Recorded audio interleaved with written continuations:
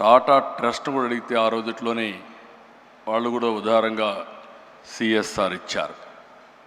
2000 సంవత్సరంలో ఆనాటి ప్రధానమంత్రి అటల్ బిహార్ వాజ్పేయి మామూలుగా ప్రైవేట్ హాస్పిటల్స్ కానీ ట్రస్ట్ హాస్పిటల్స్ పెద్దగా ముందుకొచ్చి ఇనాగరేట్ చేయలేదు. పిలిచిన వెంటనే ఎన్టీ రామారావు గారి పైన ఉండే అభిమానంతో, అంతేకాకుండా నాకుండే సన్నిహిత సంబంధాలతో ఆయన వచ్చి 100 పడకల ఆసుపత్రి ప్రారంభించాం. అది ఒక ఫౌండేషన్.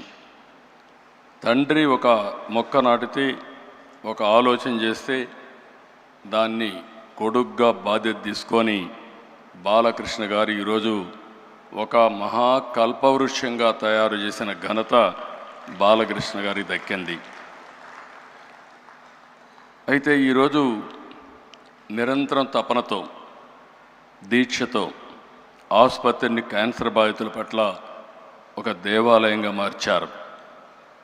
అయితే ఏ వ్యవస్థ అయినా ఒకసారి అనేక సమస్యలు కూడా ఉంటాయి. 20 సంవత్సరాల ప్రస్థానంలో ఎంతోమంది త్యాగంగా ముందుకొచ్చి పనిచేశారు, ఎన్నో విధంగా సేవలు చేశారు. ఇందులో మాకు కూడా కొన్ని సవాళ్ళు కూడా వచ్చాయి. ఆ సవాళ్ళను మీరు చూస్తే ఆ రోజు మేనేజ్మెంట్లో కొన్ని సమస్యలు వచ్చాయి. ఆ సమస్యలు వచ్చినప్పుడు ఈ యొక్క వ్యవస్థ మనుగడ ఉంటుందా అనే అనుమానం కూడా వస్తే, అలాంటి సమయంలో మేమందరం అనుకుని ఎవరైతే దీన్ని నడిపించగలుగుతారనుకుంటే గుర్తొచ్చిన వ్యక్తి బాలకృష్ణ గారు. బాలకృష్ణ గారికి 15 సంవత్సరాల మునుపు ఈ బాధ్యత తీసుకుంటే ఈరోజు బ్రహ్మాండంగా పనిచేయడమే కాకుండా రాబోయే రోజుల్లో తిరుగులేని వ్యవస్థగా, అన్స్టాపబుల్గా దీన్ని ముందుకు తీసుకెళ్తున్నారు. ఆయన ఎప్పుడు కూడా బిజీగా ఉంటాడు. సినిమాల్లో ఇప్పుడు కూడా ఈ వయసులో ఎవరు సినిమాల్లో కూడా మామూలుగా రిటైర్ అయిపోయి ఉంటారు, లేకుంటే క్యారెక్టర్ ఆర్టిస్ట్గా తయారవుతారు.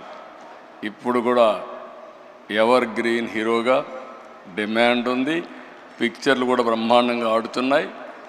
ఇంకొక పక్క హిందూపూర్ ఎమ్మెల్యేగా కూడా బ్రహ్మాండంగా పనిచేస్తూ మొట్టమొదటి నుంచి ఇప్పటి వరకు గెలిచే నియోజకవర్గం తెలుగుదేశం పార్టీ హిందూపూర్ నియోజకవర్గం. మెజారిటీ కూడా తగ్గడం లేదు. అక్కడ కూడా బ్రహ్మాండంగా చేస్తున్నారు. మామూలుగా బిజీగా ఉండే వ్యక్తులను ఎప్పుడు కూడా ఇలాంటి చేయలేము, పట్టించుకోం. ఒక ప్యాషన్ ఉంది, ఒక ఎంపతి ఉంది, ఒక కంపాషన్తో పనిచేస్తూ ఉంటాడు. ఎంత బిజీగా ఉన్న క్యాన్సర్ ఆసుపత్రికి వెళ్ళడం, ఆయన క్యాన్సర్ పేషెంట్తో వ్యవహరించే తీరు చాలా, అంటే ఆయన మనసులో ఒక ఆవేదన, చేయాలనే తపన, అందువల్లనే ఈ సంస్థ ఈ స్థాయికి వచ్చింది. నేను చాలాసార్లు చాలామందిని చూశాను.